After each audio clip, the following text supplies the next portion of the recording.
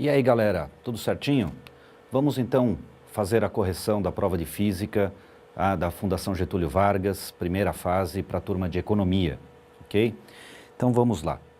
A primeira questão é uma questão tranquila, né? Ele falou sobre a força de resistência do ar, ok?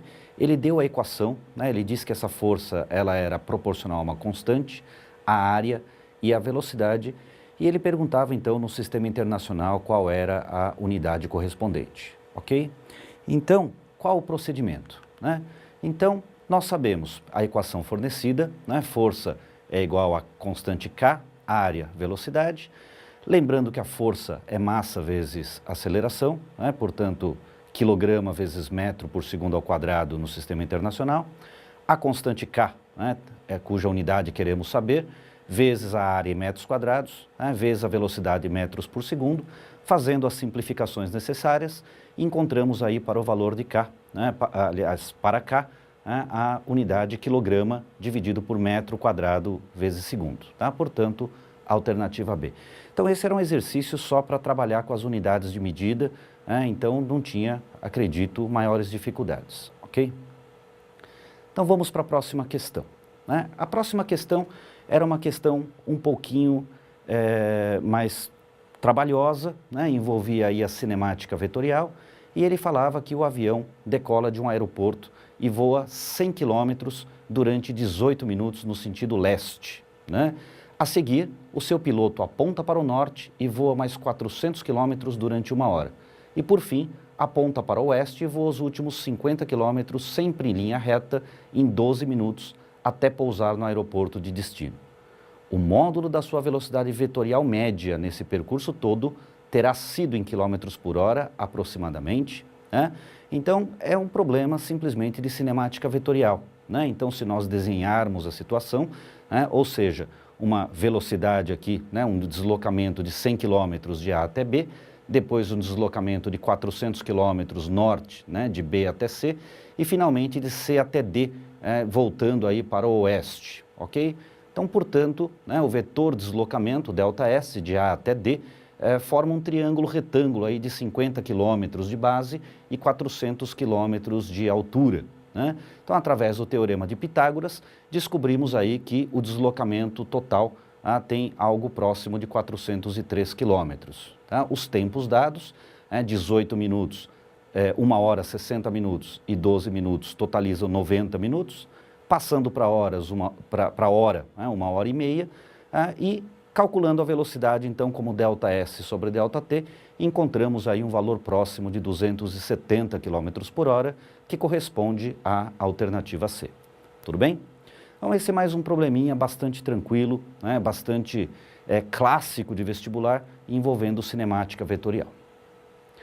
Outro problema de cinemática, né, cobrado pela GV, ele dava o gráfico da velocidade em função do tempo e ele perguntava, na verdade, o que esse veículo, que tipo de movimento esse veículo realizou nesses 3 trechos.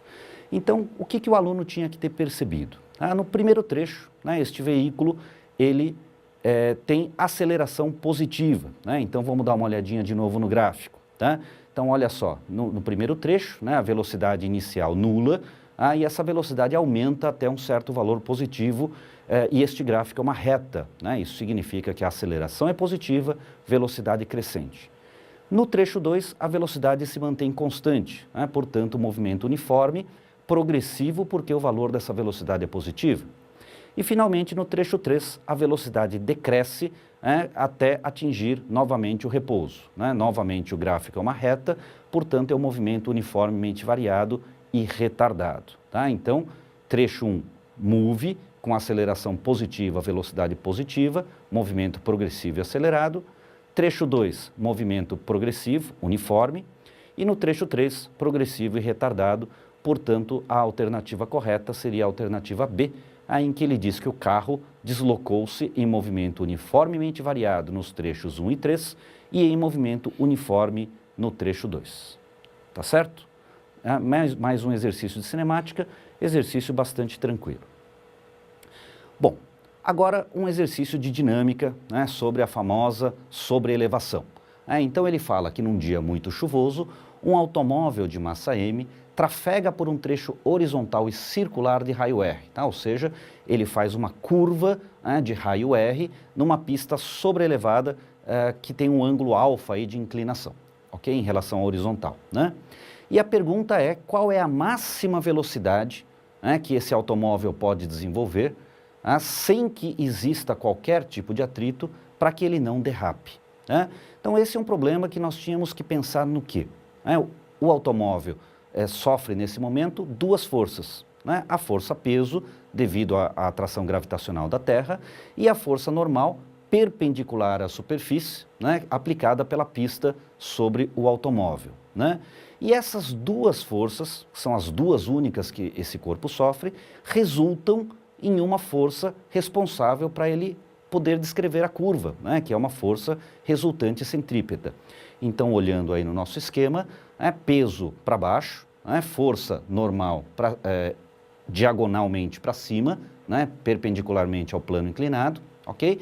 E a resultante dessas duas forças me formam a força centrípeta. Substituindo, né, os valores dessas equações, né, lembrando aí, que esse triângulo retângulo tem como tangente do ângulo alfa a força centrípeta dividido pelo peso, né?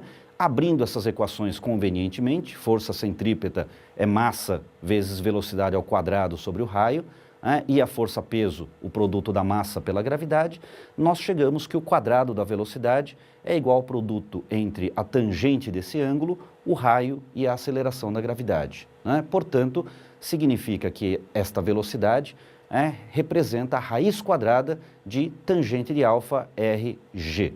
Então, tangente de alfa RG, portanto, a alternativa correta é a alternativa C.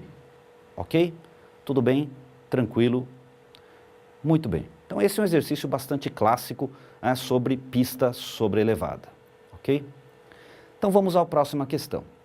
Essa também é uma questão que envolve planos inclinados, né? Um exercício que ele diz, né, que há dois alpinistas, o alpinista A, ele está apoiado sobre o plano inclinado, ele me diz, né, qual é o coeficiente de atrito entre esse alpinista e a superfície, né, 0,1.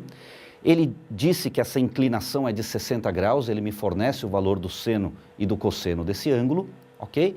Ele me dá também o peso desse alpinista, 1000 newtons, e a pergunta do exercício é qual é a força, a componente horizontal da força que o alpinista B exerce sobre o solo horizontal na situação descrita. Em outras palavras, a força horizontal que esse alpinista B, exerce sobre a superfície horizontal é justamente a força de atrito, né?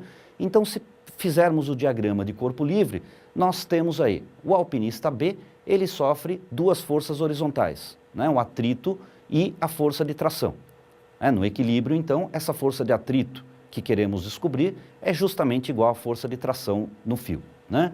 Além disso, ele sofre uma força normal e uma força-peso que se cancelam. Muito bem. E o alpinista A? O alpinista A, que está sobre o plano inclinado, ele sofre as forças normal, e aqui já identificamos as decomposições da força-peso. Então, Px de A é a componente tangencial dessa força-peso, Py de A, a componente normal da força-peso. Além disso, nós temos a força de tração e a força de atrito, né? Portanto, né, sabendo que o que nós queremos calcular, né, o atrito sobre o alpinista B, que equivale à força de tração, no sistema, né, de forças composto no alpinista A, verificamos que a soma da tração com a força de atrito equivale à componente tangencial da força-peso, nós chegamos nessas equações aqui, né? Então, φ de B igual a T, T é igual a Pxa menos φ de A, substituindo os valores adequadamente, chegamos, portanto, descobrimos, portanto, que a força de atrito que o alpinista B sofre é uma força de atrito de 820 newtons, o que corresponde, portanto, à alternativa D. Tá? Então, esta é mais uma questão bastante clássica de dinâmica envolvendo o plano inclinado. Tudo bem? Então, vamos seguir adiante. A questão número 96, era uma questão que me fornecia a massa do automóvel, né? Ele disse que um carro de massa 1.000 quilos passa pelo ponto superior A, com uma velocidade de 72 km por hora, né? Já transformando para o sistema internacional 20 metros por segundo, e ele se desloca até o ponto B, 100 metros abaixo de A, com uma velocidade de 108 km por hora, dividindo por 3,6, 30 metros por segundo. Ele me fornece também a aceleração da gravidade e ele pergunta qual é o trabalho realizado pelas forças dissipativas sobre o carro no seu deslocamento de A para B. Então, o que ele quer saber? Ele quer o trabalho das forças dissipativas. Então, ele está dizendo para nós que há perda de energia neste problema. Então, vamos verificar quais são as energias que eu tinha antes, que eu tinha depois, e, portanto, com isso eu descubro de quanto foi a perda de energia. Então, no ponto A, o automóvel estava a 100 metros de altura, passando com uma velocidade de 20 metros por segundo, ou seja, ele tinha energia potencial gravitacional e energia cinética. No ponto B, que ele já está ao nível do solo, então não tem altura, não tem energia potencial gravitacional, ele vai ter apenas a energia cinética. Então vamos ver a diferença entre essas energias. Então lá no ponto A, velocidade de 20 metros por segundo, altura de 100 metros, eu chego a uma energia mecânica de 12 vezes 10 à quinta joules, ok? No ponto B, então, ele tem apenas energia cinética, portanto, fazendo os cálculos, 4,5 vezes 10 à quinta joules. Então, percebe-se aqui que houve uma perda de energia mecânica. Por que essa energia diminuiu? A energia diminuiu porque houve um trabalho realizado pelas forças dissipativas, ou seja, houve atrito, resistência do ar, algum tipo de resistência que fez com que houvesse perda dessa energia mecânica. Então, calculando essa diferença, portanto, descobrimos que houve, portanto, uma perda de 7,5 vezes 10 à quinta joules, o que corresponde à alternativa B. Tudo bem? Então, esse é mais um exercício bastante clássico envolvendo energia mecânica. Muito bem. Então, seguimos adiante. Um exercício agora que fala um pouquinho sobre o rendimento, Então, ele diz assim, a montadora de determinado veículo produzido no Brasil apregoa que a potência do motor que equipa o carro é de 100 HP, dado um HP aproximadamente igual a 750 watts. Então, com isso, nós conseguimos calcular a potência total deste automóvel, segundo dados do fabricante. Numa pista horizontal e retilínea de provas, este veículo, partindo do repouso, ou seja, velocidade inicial igual a zero, atingiu a velocidade de 144 km por hora, dividindo por 3,6, sistema internacional, velocidade de 40 metros por segundo, em 20 segundos. Então ele passou de uma velocidade igual a zero até uma velocidade de 40 metros por segundo em 20 segundos. O que eu consigo descobrir a partir daí? Lembrando que a potência é a razão entre a energia e o tempo, nós percebemos aqui que este carro ganhou energia cinética. Então, dividindo essa energia que ele ganhou pelo tempo que ele demorou, eu encontro a potência efetivamente utilizada por este veículo, ou seja, a potência útil. Sabendo que a massa do carro é de 1.000 quilos, o rendimento deste motor nessas condições é próximo de... Então, o que o vestibulando tinha que lembrar aqui? Que rendimento é a razão entre o útil e o total. Então, transformando aí a potência total de HP para watts, encontramos 75.000 watts. Calculando, então, a energia cinética desse automóvel, e dividindo isso pelo tempo, encontramos a potência útil que ele desenvolveu, 40.000 watts. Portanto, descobrimos, então, que o rendimento foi de 0,53. Multiplicando por 100, em porcentagem, o rendimento foi de aproximadamente 53%, correspondente então à alternativa E. Tudo bem? Tranquilo? Mais um exercício de mecânica da GV. Muito bem. A próxima questão, a questão de número 98, é uma questão que envolvia a parte de gravitação. Também faz parte da mecânica, mas envolvia a parte de gravitação. Então ele dizia assim, a massa da Terra é de 6 vezes 10 a 24 quilos e a de Netuno 1 vezes 10 a 26 quilos. A distância média da Terra ao Sol é de 1,5 vezes 10 a 11 metros e a de Netuno ao Sol, 4,5 vezes 10 a 12 metros.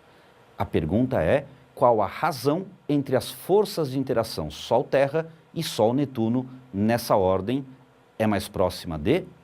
Então ele pedia, na verdade, para nós dividirmos a força de atração gravitacional, né, entre o Sol e a Terra e entre o Sol e Netuno, ok? Então, o que nós tínhamos que fazer? Nós tínhamos que calcular estas forças de atração gravitacional. Então, lembremos, né, a força de atração gravitacional é dado pelo produto entre a constante universal da gravitação, as massas que estão se atraindo, dividido pelo quadrado da distância, né? Então, aqui, neste problema, não foram fornecidos a constante gravitacional, nem a massa do Sol. Mas deixando em função deles, nós conseguimos calcular aí, então, a força gravitacional entre o Sol e a Terra e a força gravitacional entre Sol e Netuno. Dividindo adequadamente essas duas grandezas, chegamos aí nessa razão de 54, que corresponde à alternativa D, aproximadamente 50. Tudo bem? Então esse era um probleminha bastante tranquilo, aplicação imediata de equações. Muito bem. A próxima questão. Essa é uma questão bastante interessante, né, que mistura aí a hidrostática com a estática, o equilíbrio de corpos extensos, embora seja um exercício também relativamente clássico de vestibulares. Um exercício em que o exercício me fornece um sistema de vasos comunicantes, né, e ele me fornece uma barra rígida, onde em uma de suas extremidades aplicamos a força, e a pergunta é justamente qual é a relação correta entre a força que eu aplico e as demais variáveis que o exercício me forneceu. Tá? Então, o que eu tinha que perceber neste problema? Em primeiro lugar, princípio de Pascal. Né? A força, né, a pressão, na verdade, a variação da pressão que eu tenho de um dos lados do tubo, né, do lado 1 do tubo, e a variação de pressão que eu tenho no lado 2 do tubo é o mesmo devido ao princípio de Pascal. Lembrando que pressão é força dividido pela área, nós temos então aqui em cima, né, força dividido pela área do êmbolo 1 é igual a força 2 dividido pela área do êmbolo 2. Isolando a força 2, chegamos a essa expressão aqui, F1 vezes S2 sobre S1. Ok? Então agora vamos voltar um pouquinho no exercício de novo. Agora vamos analisar o que acontece aqui na barra. Tá? Então aqui na barra nós podemos resolver esse problema simplesmente pelo equilíbrio. Então vamos considerar o polo no ponto A e no equilíbrio eu sei que os momentos se anulam, né? Ou seja, os momentos se equilibram. Né? Então a força F ele tende a fazer a barra girar no sentido anti-horário, enquanto que a força que o líquido exerce sobre a barra faz com que essa barra tenda a girar no sentido horário. Lembrando que momento é o produto da força pelo braço de momento, ou seja, a distância entre o ponto de aplicação dessa força e o polo, medido perpendicularmente à força, nós chegamos aí que para que o momento resultante seja zero, o produto desta força F, que é a pergunta do problema, vezes a distância AB, do polo até o ponto de aplicação da força, é igual à força F2, que é a força que o êmbolo 2 exerce sobre a barra, vezes a distância desse ponto até o polo, que seria AC. Tá? Substituindo então F2 pela expressão que encontramos acima, nós chegamos então na relação que a força F é a força F1, que multiplica a razão entre as áreas S2 sobre S1 e entre as distâncias AC sobre AB, chegando, portanto, na alternativa A. Tudo bem? Então esse era um exercício um pouquinho mais complicado, que misturava hidrostática com a estática, o equilíbrio de corpos extensos, embora esse seja um tipo de exercício bastante comum, principalmente nos materiais de cursinho ou mesmo do ensino médio. Tudo bem? Muito bem. Então vamos seguir adiante. Esse era um exercício também que misturava dois assuntos.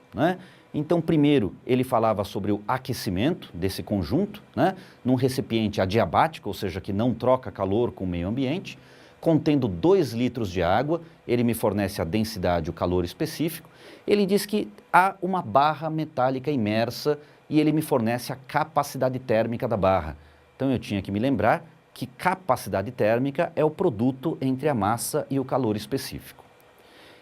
Ele me fornece também o comprimento inicial dessa barra e ele me diz que esse sistema recebe 150 quilocalorias de calor.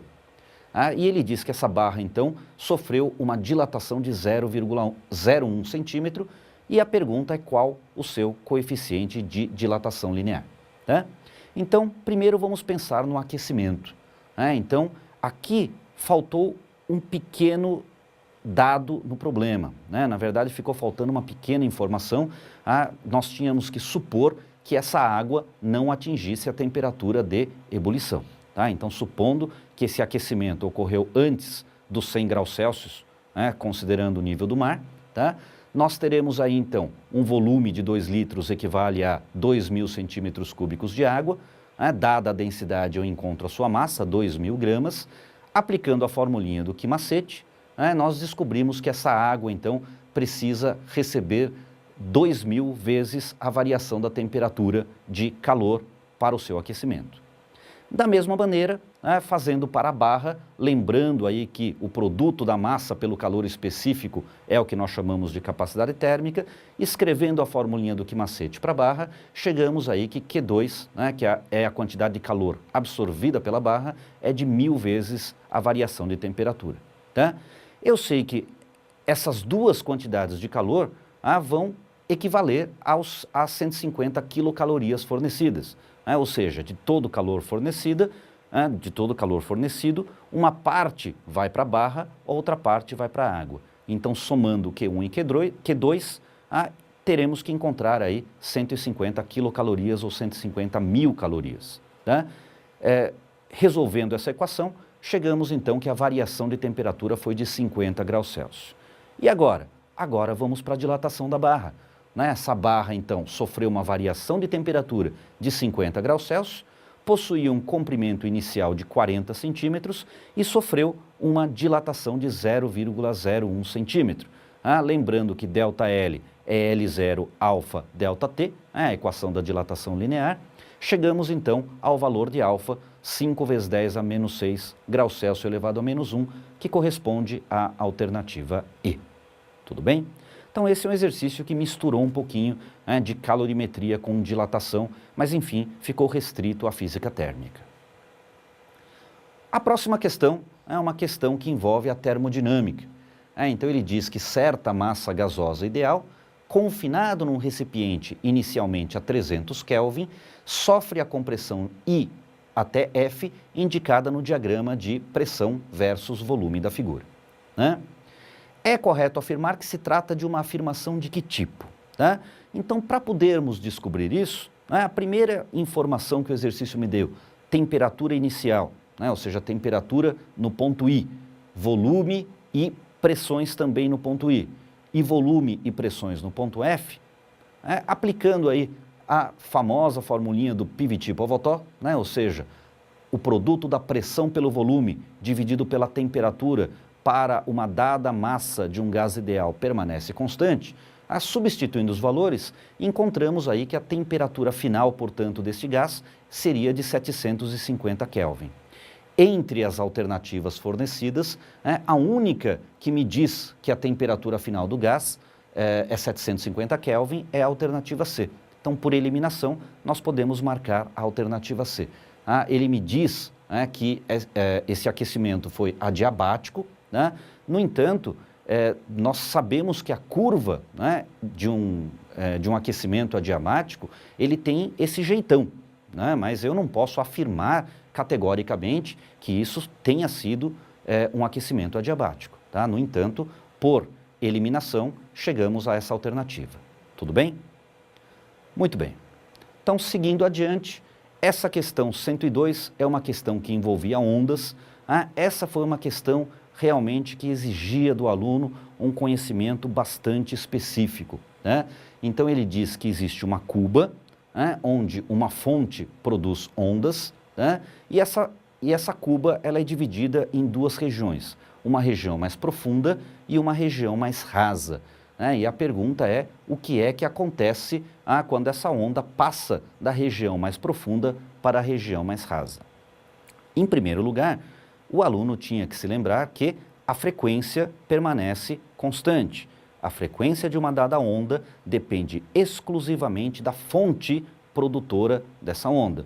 Então, enquanto essa fonte estiver produzindo ondas com uma dada frequência, esta frequência não será alterada. Então, passando de um meio para outro, passando de uma profundidade para outra, esta onda permanecerá com a mesma frequência. Né? Então, com isso, nós já podíamos eliminar aí as alternativas A e B. Né? No entanto, o aluno tinha que ter este conhecimento específico.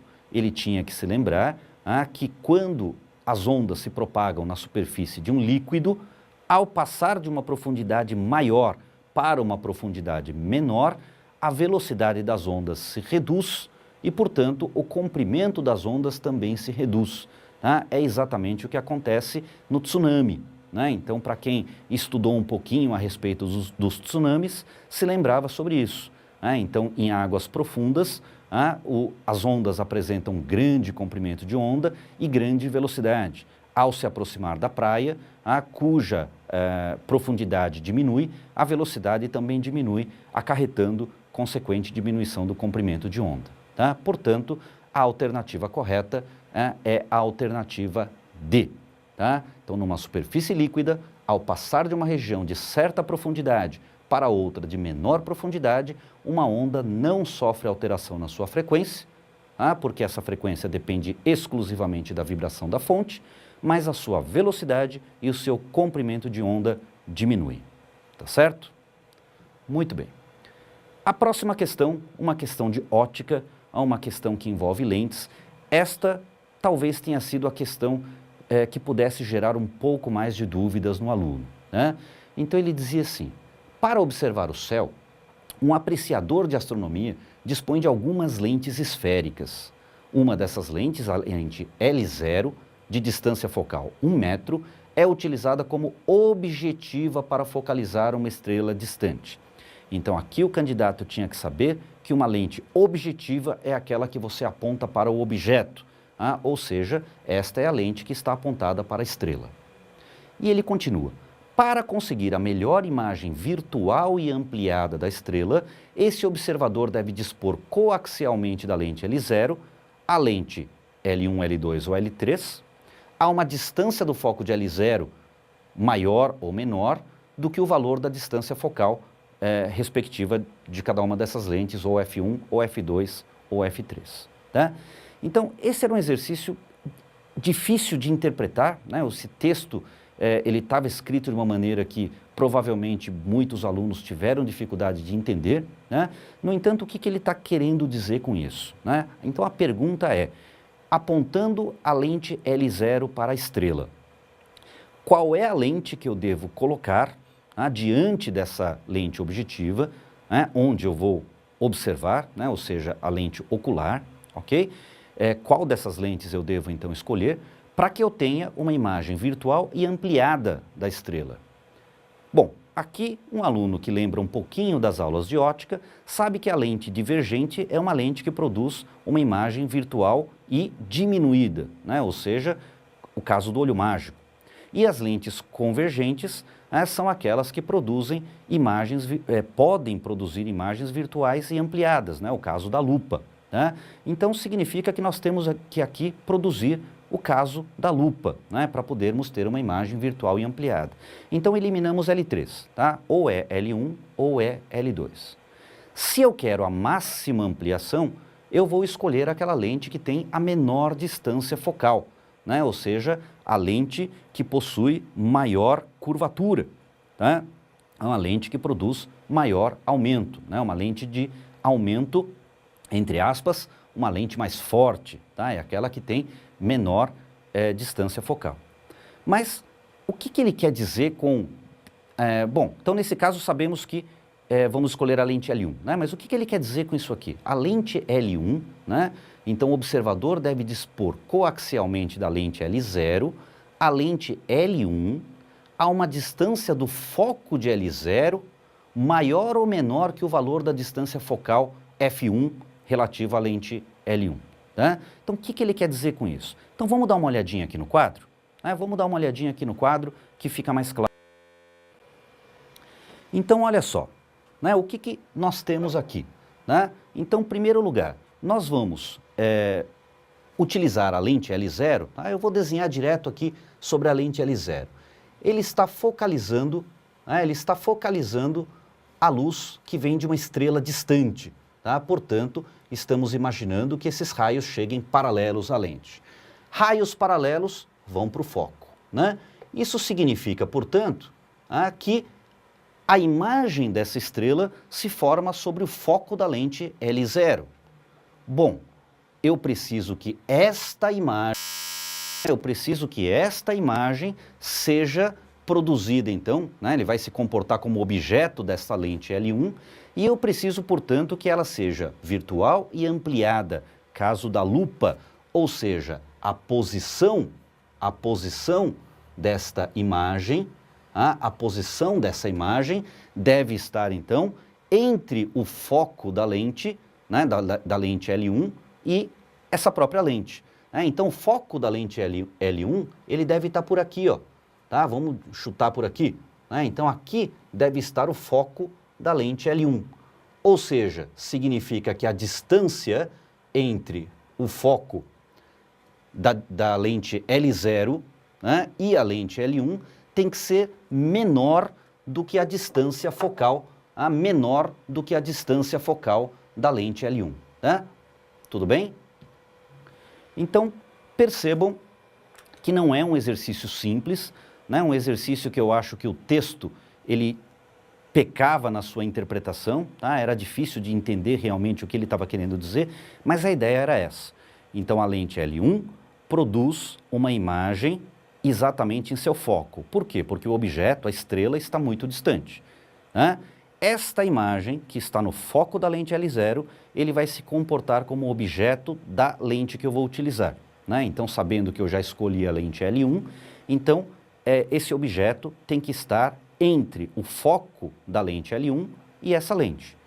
Ou seja, a lente L0, o observador deve dispor coaxialmente da lente L0, a lente L1 a uma distância do foco de L0 menor do que o valor da distância focal.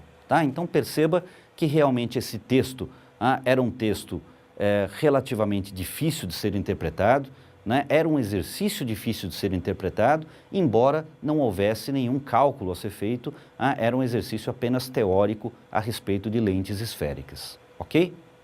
Portanto, a alternativa correta desta questão, que na minha opinião foi a questão mais difícil desta prova, foi a alternativa A, ok? Tudo bem?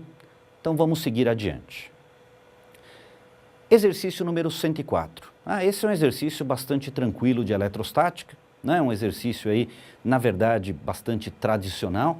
Ele diz que existe um campo elétrico uniforme e uma partícula de massa m e carga q é abandonada do repouso, velocidade inicial igual a zero, sobre uma superfície equipotencial V1.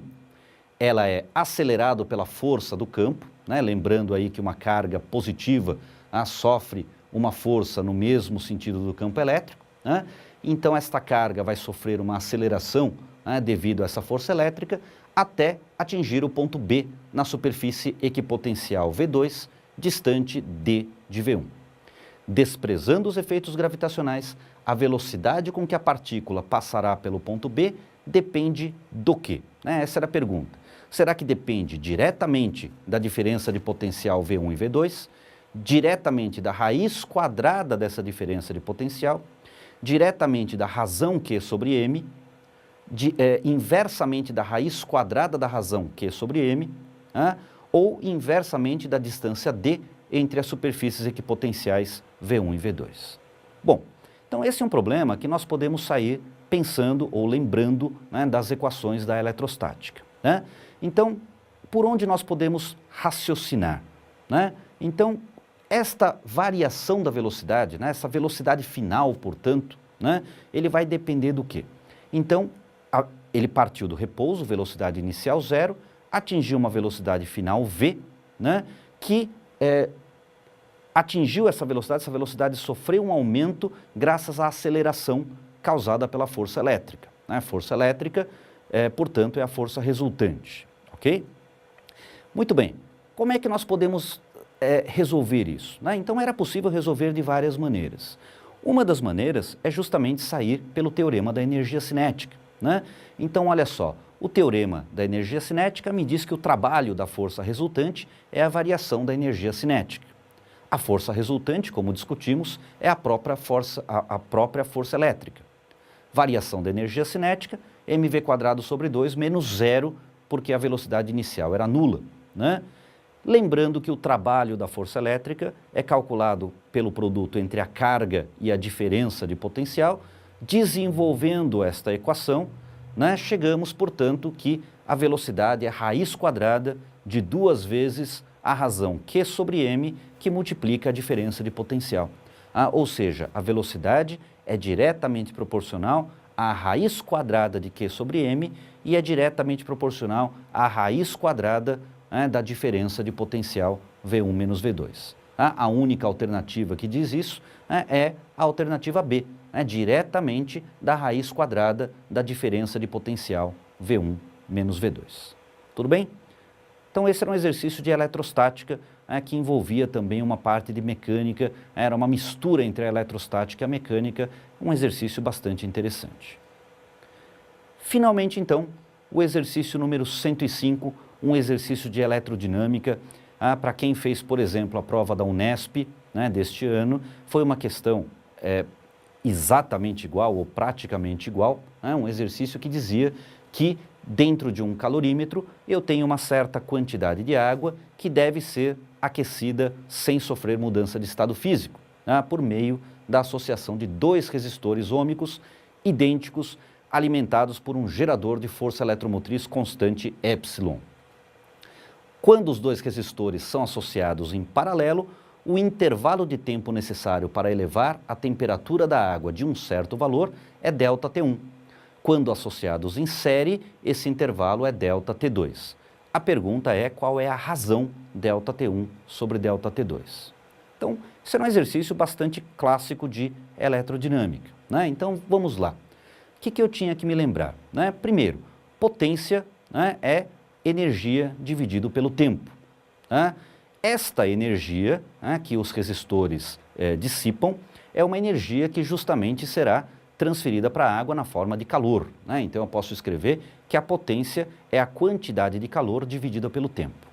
Bom, na associação em paralelo de 2 resistores iguais, nós temos uma resistência equivalente da metade do valor dessa resistência, chamemos de R sobre 2, ok? Portanto, a tensão ao quadrado, dividido pela metade dessa resistência, então, que é a resistência equivalente do paralelo, é igual à quantidade de calor absorvida pela água dividido pelo tempo. Isolando o Q1, nós chegamos aí a essa expressão 2 epsilon quadrado vezes ΔT1 dividido por R. Vamos fazer a mesma coisa para a associação em série. Lembrando que na associação em série de 2 resistores de valor R, temos uma resistência equivalente de valor 2R, o dobro do valor. Então, fazendo exatamente a mesma coisa, lembrando que a potência é o quadrado da DDP dividido pela resistência, chegamos, portanto, na expressão que a quantidade de calor fornecida pela água através dessa associação em série é epsilon ao quadrado vezes ΔT2 sobre 2R. Igualando as quantidades de calor, mas por que eu tenho que igualar? Ora, o exercício está dizendo que ocorreu o mesmo aquecimento na água. Então, para a água sofrer o mesmo aquecimento, a mesma variação de temperatura, tem que ter recebido a mesma quantidade de calor nos 2 experimentos. Então, igualando as 2 expressões que nós encontramos, chegamos, portanto, na razão ΔT1 sobre ΔT2 igual a 1/4. É claro que esse é um exercício que eu poderia pensar meio que empiricamente, sem fazer cálculos. Lembrando que quanto menor a resistência, maior a corrente e, portanto, maior a potência, entre uma associação em paralelo que eu tenho uma resistência, metade da resistência inicial, e uma associação em série em que a resistência é o dobro, eu tenho 4 vezes mais de resistência. Então, na associação em paralelo, significa que eu vou ter 4 vezes mais de potência. Portanto, ele vai aquecer a água 4 vezes mais rápido. Portanto, de toda maneira, chegamos aí na alternativa A. Ok? Então, espero que vocês tenham ido bem nesta prova. Foi uma prova bastante tradicional. Talvez 1 ou 2 questões poderiam gerar um pouco de dúvida, um pouco de complicação na hora de resolver ou de pensar, mas de um modo em geral, dessas 15 questões, a maior parte eram questões bastante tradicionais, privilegiando assim aquele aluno que resolveu bastante exercício, tirou dúvidas e entendeu legal a matéria. Ok? Então, muito bem, gente, obrigado, até a próxima, boa sorte para vocês, né, nesses vestibulares que seguem. Até mais.